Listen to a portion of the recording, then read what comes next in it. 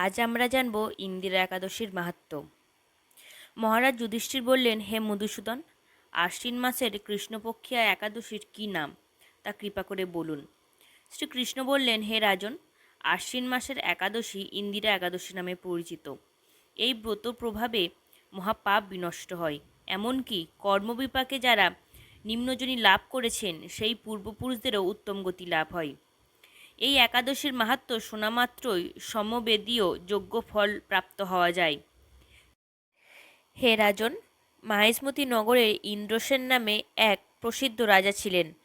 ধর্মবিধি অনুসারে রাজ্য পালনে তিনি বিশেষ খ্যাতিসম্পন্ন ছিলেন। তার বিপুল ধনসম্পত্তি ছিল। পুত্র পৌত্রাদি সহ তিনি সুখে রাজ্য পরিচালনা করতেন।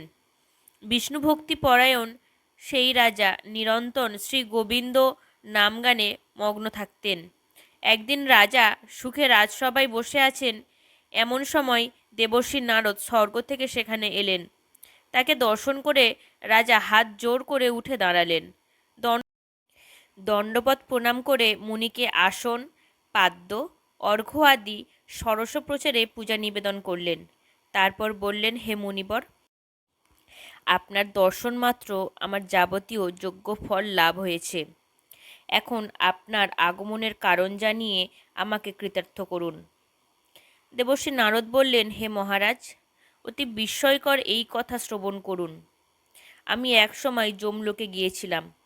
সেখানে যমরাজের সভায় বহু পুণ্যকারী আমার পিতাকে দেখলাম।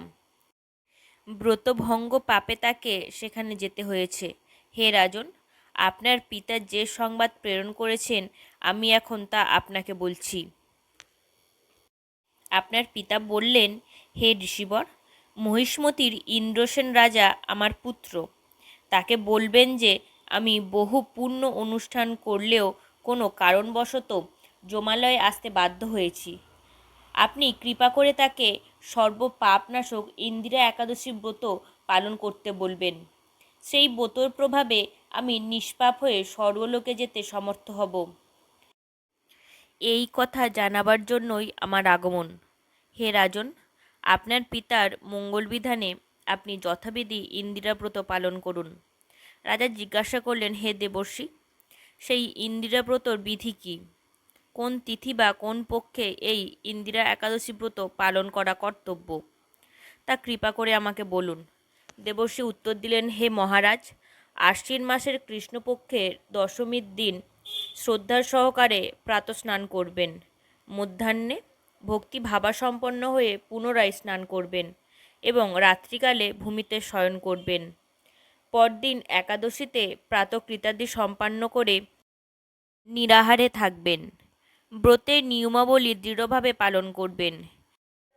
হে পুণ্ডরীকাক্ষ, হে অচ্যুত, এর শরণাগতের প্রতি কৃপা করুন। এভাবে শ্রদ্ধার সহকারে শালগ্রাম পূজা করে পিতার উদ্দেশ্যে ব্রতের ফল অর্পণ করবেন। দ্বাদশীর দিন সকালে ভক্তিভরে শ্রী গোবিন্দের পূজা করে ব্রাহ্মণ ভোজন করিয়ে অবশেষে নিজের মহাপ্রসাদ গ্রহণ করবেন। হে রাজন, বিধি অনুসারে শ্রী হরি এবং ভক্তদের অর্চন করলে আপনার পিতৃবর্গ মুক্তি লাভ করে শীঘ্রই বৈকুণ্ঠে গমন করবেন। রাজাকে এই উপদেশ দিয়ে দেবর্ষি নারদ প্রস্থান করলেন। রাজা ইন্দ্রসেন মুনিবরের উপদেশে অনুসারে পুত্র পরিজন সহ ভক্তি সহকারে এই ইন্দিরা ব্রত অনুষ্ঠান করলেন।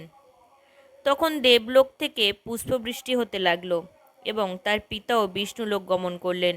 তারপর রাজা ইন্দ্রসেন নিজ পুত্রকে রাজ্যভার অর্পণ করে নিজেও বিষ্ণুলোকে ফিরে গেলেন। হরে কৃষ্ণ। আমার এই ছোট্ট ভিডিওটি যদি ভালো লেগে থাকে অবশ্যই আমার চ্যানেলটিকে সাবস্ক্রাইব করে পাশে থাকবেন। হরে কৃষ্ণ। ধন্যবাদ।